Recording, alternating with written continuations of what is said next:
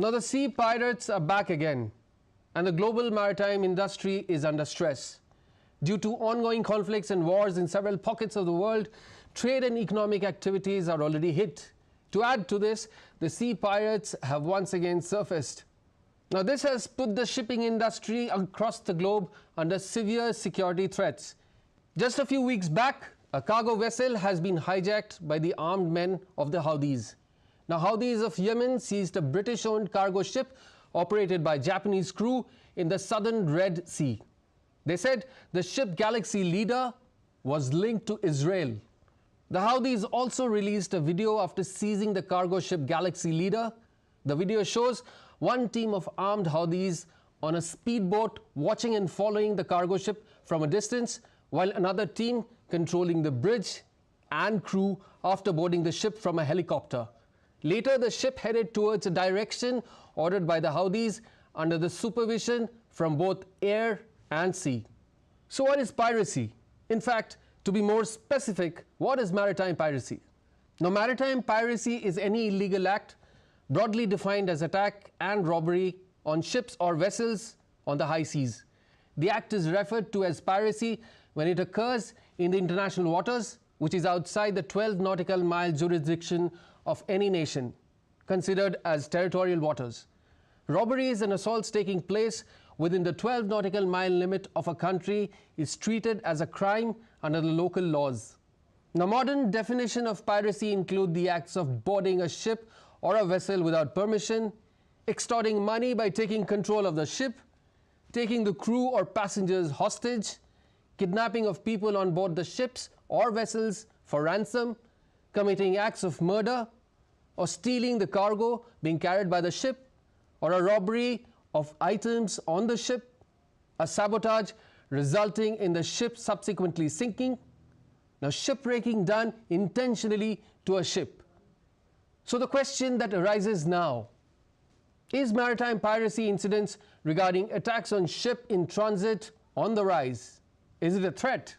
Now, in a recent report released in October, the ICC's International Maritime Bureau, or IMB, has revealed a rise in reported incidents in the Gulf of Guinea and has also expressed concerns for the Singapore Strait for the period between January to September 2023. Now, the IMB is a specialized department of the International Chamber of Commerce. Its responsibilities are fighting crimes related to maritime trade and transportation, particularly piracy and commercial fraud. Its objective is also to protect the crews of vessels in the international waters. In the report, the IMB noted 99 incidents of piracy and armed robbery against ships in the first 9 months of 2023, an increase from 90 incidents during the same period in 2022. This year, 85 vessels were boarded, attacks were attempted on 9, 3 were hijacked, and 2 were fired upon. Perpetrators successfully boarded 89% of the targeted vessels, with most incidents occurring at night. Even though reported violence towards crew members is among the lowest in 3 decades, the risk to crew remains real, with 69 taken hostage, 14 kidnapped, 8 threatened, 3 injured, and 1 assaulted. Now, over the years, certain sea routes have emerged as red alert zones for vessels. The areas have been regularly reporting attacks by pirates. Now, in the wake of recent geopolitical trends and intelligence, the IMB has advised mariners to be cautious and take precautionary measures. Also, they have advised the vessel crew to follow all recommended guidelines when they are transiting these notified zones, classified as piracy and armed robbery prone areas. These zones are Southeast Asia and Indian subcontinent, West Africa, particularly Gulf of Guinea, East Africa or the Red Sea zone, South and Central America, Caribbean waters, and Eastern Europe. The Southeast Asia and Indian subcontinent zone comprises areas including Bangladesh, particularly Chittagong anchorages, Indonesia, including Jakarta anchorage and surrounding waters, the Malacca Strait, Malaysia, specifically Bandar Penawar, Philippines, including Manila, Singapore Straits, and South China Sea. Though the incidents have dropped in these pockets, the waters remained risky. The West Africa zone, comprising Benin, Cameroon, Gabon, Ghana, Guinea, Ivory Coast, Nigeria, Congo, and Sierra Leone. Pirates and robbers here are often well armed and violent. In the recent past, they have attacked and hijacked ships and kidnapped crew for ransom. The East Africa Alert region includes Red Sea, Gulf of Aden, Somalia, Arabian Sea, and the Indian Ocean. South and Central America and Caribbean Alert Zone comprises Brazil, Colombia, Ecuador, Haiti, Mexico, Peru, especially Callao, and Venezuela. Although incidents have dropped, vessels are still reminded to maintain strict anti-piracy watch and measures, especially at anchor. Now, the Eastern Europe Alert Zone currently comprises Ukraine and Russia. The International Maritime Board has issued specific warning for the seas associated with Ukraine and Russia. Though not specifically piracy warning, but the mariners have been advised to stay clear of the area due to the ongoing conflict. In fact, sea mines have been reported in segments of the Black Sea, the IMB has noted. Now, the IMB Director Michael Howlett has said there has been an increase in incidents in Gulf of Guinea. And I quote, "The Gulf of Guinea stands as a region of concern with a rise in reported incidents as opposed to the downward trend we have seen in the past 2 years. The IMB sees regional ownership as critical to safeguard shipping and trade and to address these crimes." Now, the reported incidents increased in the Gulf of Guinea in the first 9 months of 2023 from 21 compared to 14 for the same period in 2022. 17 were classified as armed robberies and 4 as piracy, with a mounting concern for crew as 54 were taken hostage, 14 kidnapped, and 2 were injured. Also, the Singapore Strait continues to be an issue of concern, with 33 reported incidents in the first 9 months of 2023 compared to 31 in the same period last year.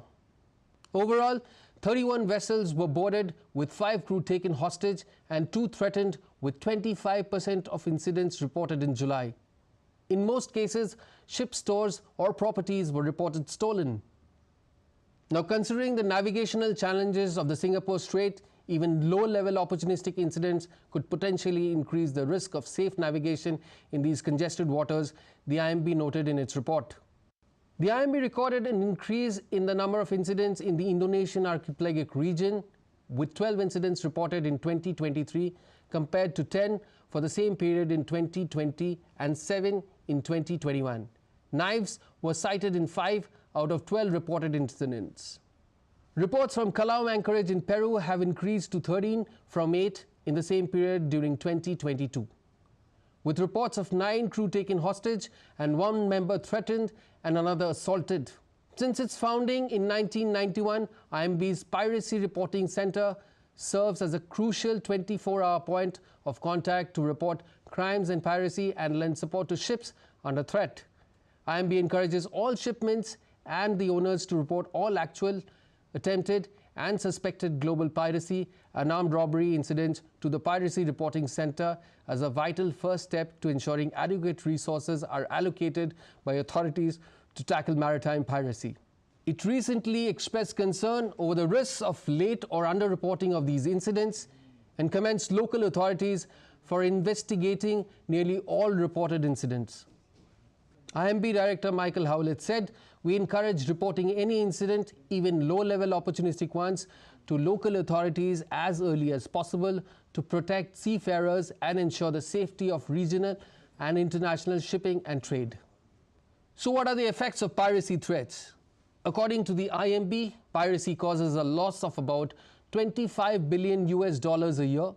The losses are due to slowdown in activities due to threats and security risks, lack of manpower due to threats, hike in insurance premium again due to threats, and burden due to theft, ransom and extortions. Also, in the wake of increased threats to ocean liners and vessels due to conflicts in the Middle East and Europe, the luxury cruise industry and the tourism sectors have been hit. Especially in our bookings originating from the United States, a significant portion, around 30 to 40%, experienced cancellations due to security concerns or not feeling safe. Particularly for overseas countries, they're not traveling to Turkey alone.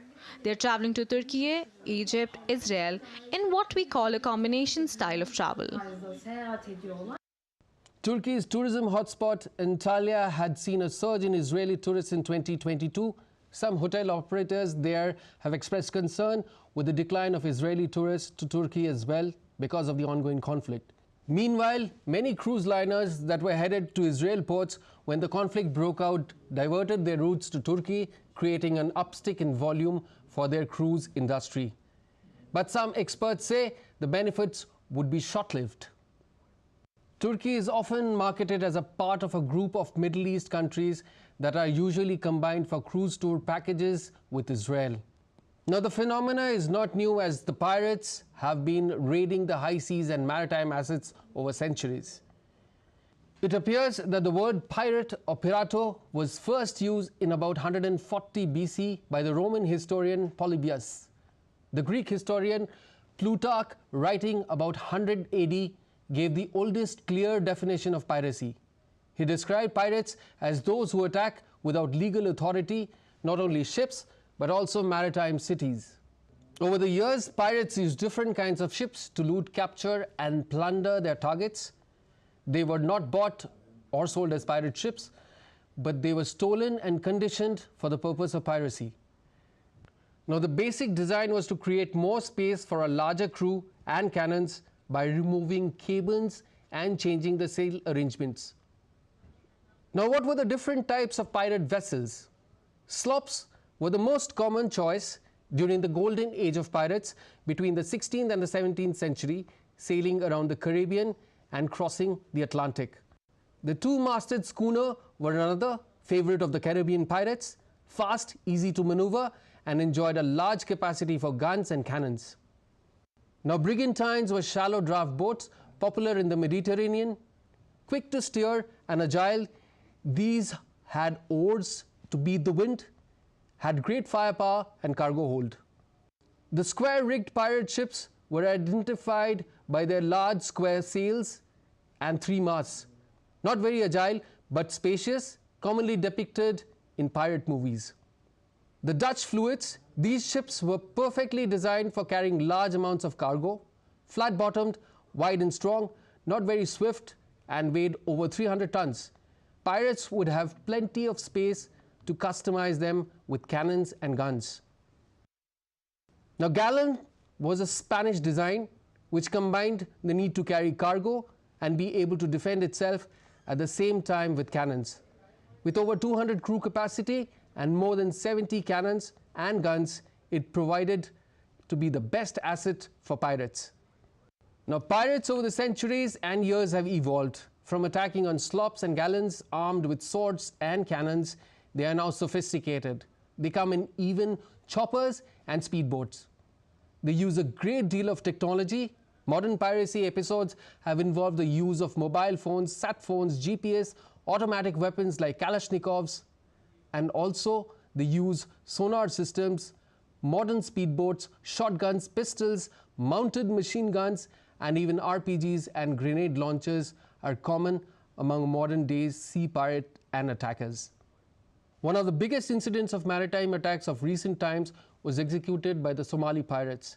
The highest ransom on record was $13.5 million US, about 8.3 million pound then, paid in April 2011 to Somali pirates for the release of the Greek-flagged Irene SL, a very large crude carrier, and her 25-member crew after 58 days of captivity.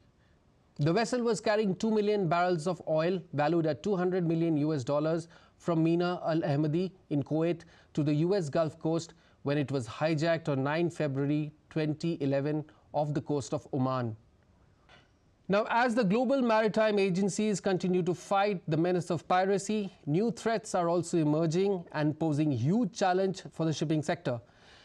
Recent one being cyber attacks. In a recent incident, cyber attackers paralyzed the operations of an Australian port operator.